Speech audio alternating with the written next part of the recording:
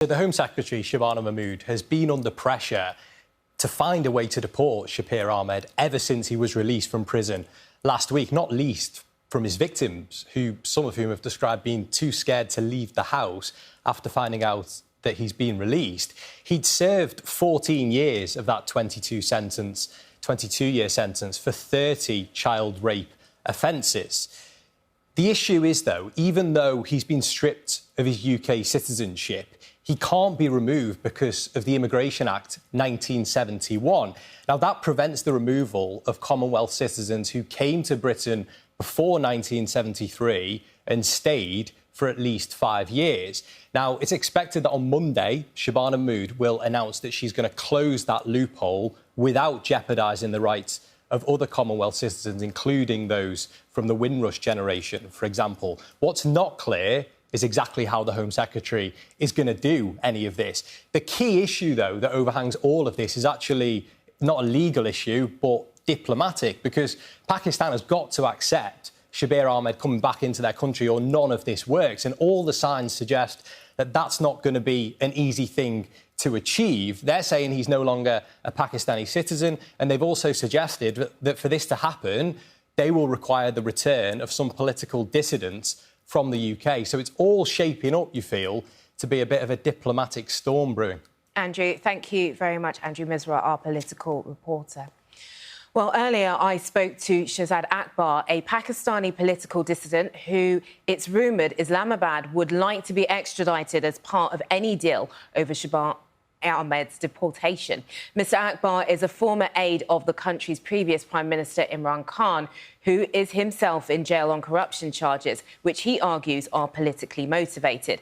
Mr. Akbar, who currently lives in the UK, is accused of spreading propaganda by the Pakistani government. I started by asking him how he felt about having his name associated with that of Shabir Ahmed in the media. Aisha, this is actually extremely disturbing for me because I think, first of all, I do not want to be associated with this person who has committed a heinous crime, but there is a deeper issue involved here, which is of Pakistani state. The problem is that I, myself, being a political dissident here, have been victim of transnational crime since 2023. Last time such request was made by Pakistan, I think it was in November of 2025. And 1 month after, I was badly beaten at my house. I see this whole thing as a further crackdown on political dissidents who are living in other countries, and Pakistani state thinking they can just get away with such kind of things. And it's a broader issue. I think the Home Office and the UK government should take it more seriously, because I think we need to look at the whole idea of how can such a request be made to begin with. What has Pakistan said as the reason for your extradition? I was in Pakistan. I'm a human rights lawyer based in the UK now. I was previously in Imran Khan's government, a cabinet minister, actually in charge of home affairs in Pakistan. And now I'm living in UK. And what Pakistani government is worried about is my podcast, which I do from the UK, where I actually use my freedom of expression. I criticize Pakistani military regime. I criticize the corruption in the government there, and I criticize the abuses of human rights. And that seems to be a problem for them to seek my extradition. And actually, if it's extradition, I'm perfectly happy to fight that in a court of law. But they seem to barter.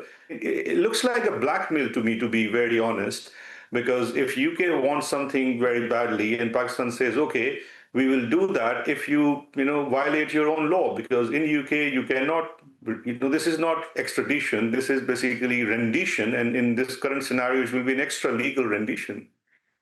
What do you make of them wanting to strip his citizenship to get him deported?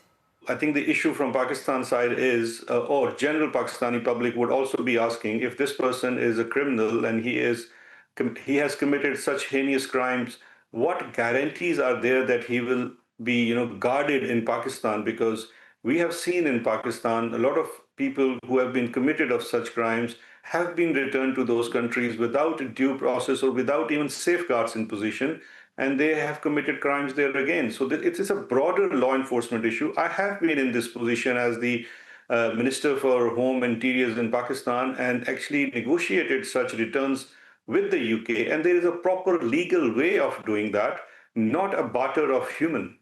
If you were a Home Secretary now in Pakistan, would you take him back? Well, I will take him back with some safeguards and due process, but I think there is a broader issue of citizenship. We have to look into individual cases, how long this person has been in the UK, when did he come to the UK. So it's an individual cases. I think that's the whole point of this whole exercise. Shahzad Akbar, thank you very much indeed. Good to speak to you. Thank you. We approached the Pakistani High Commission for comment on Mr. Akbar's case and have not yet heard back.